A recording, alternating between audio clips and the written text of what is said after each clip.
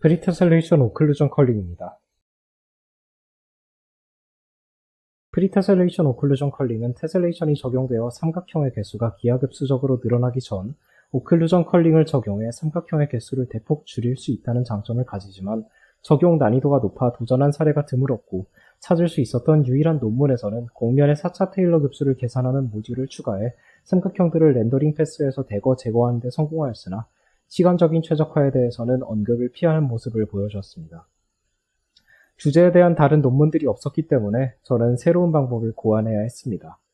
테셀레이션이 정적 오브젝트에 주로 적용된다는 점을 이용해 가림 여부를 저장하는 맵을 미리 만들고 런타임에서 이를 참조해 연산량을 줄이는 방법을 취했습니다.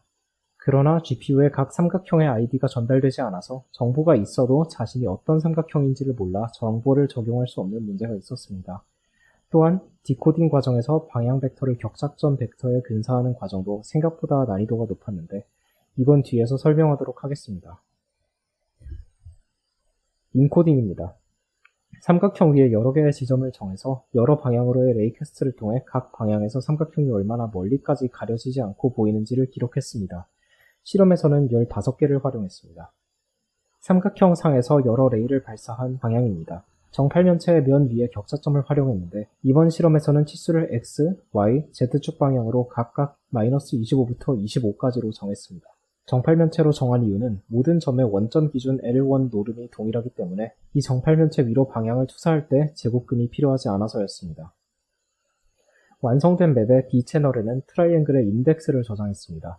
각 삼각형의 UV 좌표는 대부분의 경우 겹치지 않기에 각 삼각형의 UV 좌표상의 무게중심에 인덱스를 저장하면 후에 삼각형의 각 꼭지점의 위치만 주어진다면 인덱스를 읽어올 수 있게 됩니다.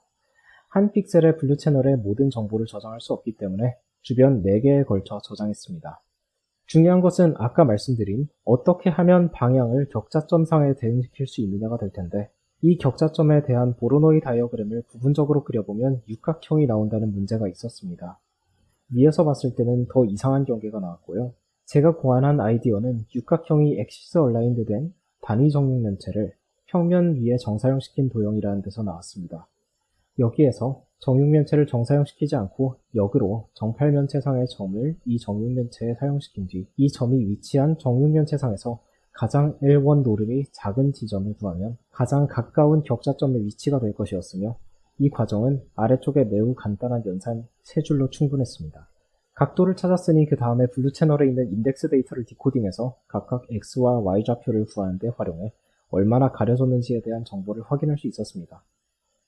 그렇게 만든 셀프 오클루전 컬링이 적용된 테셀레이션 쉐이더와 바닐라 쉐이더의 CPU 오버헤드입니다. 컬링이 적용된 쉐이더는 맵의 전달로 인해서 CPU 오버헤드의 피크가 0.25ms 이상으로 올라가는 걸 확인할 수 있었고 바닐라 테셀레이션은 항상 0.25ms 아래로 유지되는 걸 볼 수 있었습니다. 그러나 10만 프레임 테스트에서 10만 프레임을 연산하는 데 걸리는 시간을 확인하니 컬링이 적용된 메시는 137.1681, 컬링이 적용되지 않은 메시는 137.5536초로 런타임에서는 컬링이 적용된 쉐이더가 0.5초 빠른 것을 확인할 수 있었습니다.